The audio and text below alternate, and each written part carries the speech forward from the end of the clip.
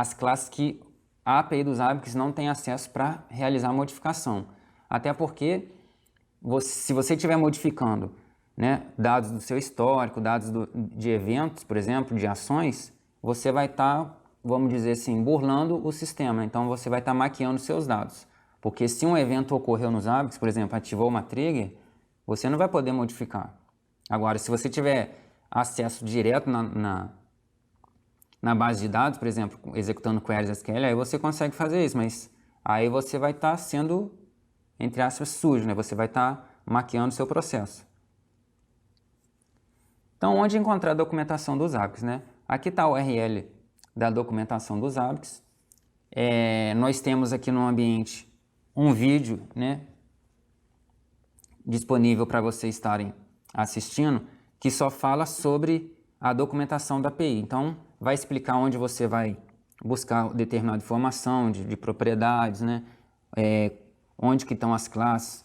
Então, vocês assistem esse vídeo, né, adicional dessa primeira aula, só para ter uma visão mesmo da documentação, né, ficar mais familiarizado. Então, quais são as funções fornecidas pela API dos ABACS? Nós temos 4 funções, né, que é monitoramento, configuração, administração e informação da API. Vamos ver cada uma delas. A função de monitoramento, né, é para a gente obter os dados históricos, dados de eventos, monitoramento de serviços. Então, podemos associar esta função ao menu monitoramento da interface web dos ABACS. Então, o que a gente pode obter, né, dessa função? A gente vai obter, grande parte, né, os dados históricos, né, dados de eventos. Por exemplo, você vai obter os dados, né, de itens, de triggers, né, quantas vezes a trigger foi ativada, né? Eu quero obter os dados históricos desse item para eu fazer uma plotagem, né, verificar como que está a saúde dele nos últimos 30 dias, por exemplo. Eu quero verificar qual foi o top 10 de CPU de um determinado grupo de hosts, né? Então, é nessa função, né, que a gente vai estar coletando essas informações. Então, é só associar com o menu de monitoramento. Já o menu de configuração, a gente já pode associar com o menu de configuração da interface web dos ABACS, onde que a gente vai estar fazendo o controle, né, de toda a configuração dos ABACS. Então, por exemplo, nessa função que a gente vai estar podendo fazer atualização de hosts, ativando itens, né, ativando hosts, cadastrando templates, né, cadastrando gráficos. Então, toda essa parte que a gente faz manualmente, né, na interface web dos ABACS, no menu de configuração, a gente consegue realizar via programação com essa função de configuração. Então, todos esses itens aqui estão listados, a gente consegue fazer. Então, por exemplo, a gente pode, o serviço de TI, né, você consegue automatizar o processo de criação de árvore de serviço de TI.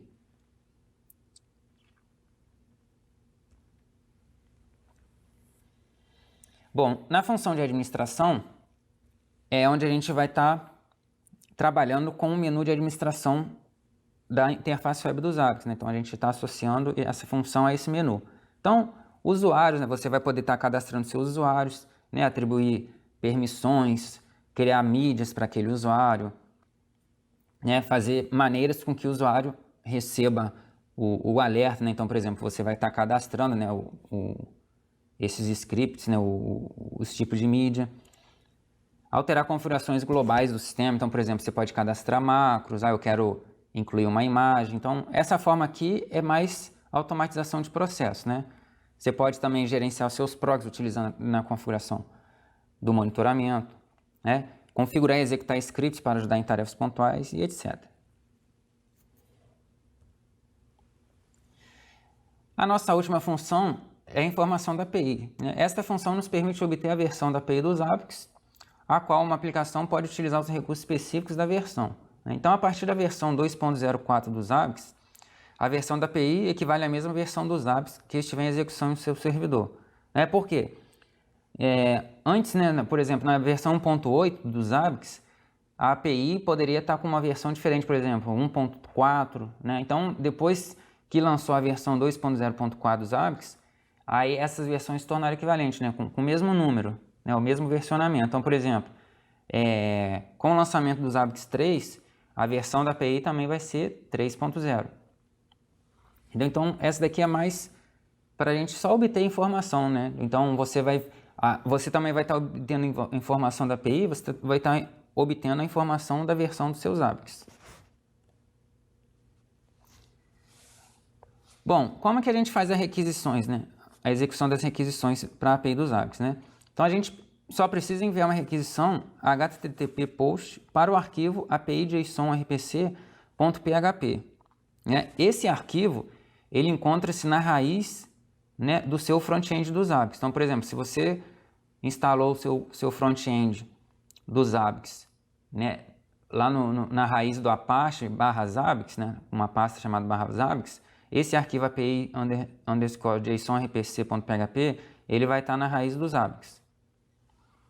Tá? Então, aqui está um exemplo para a gente chamar o método API info.version, que você vai passar um método post, né, HTTP localhost, que é o IP dos seus ABICs, /ABICs, /API _ JSON RPC.php, utilizando o protocolo 1.1 do HTTP, e o tipo de conteúdo vai ser uma aplicação JSON RPC.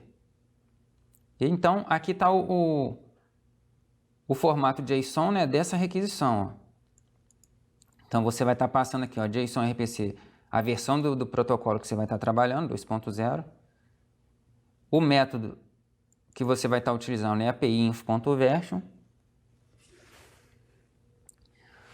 O ID é único, o ID que vai estar identificando essa requisição.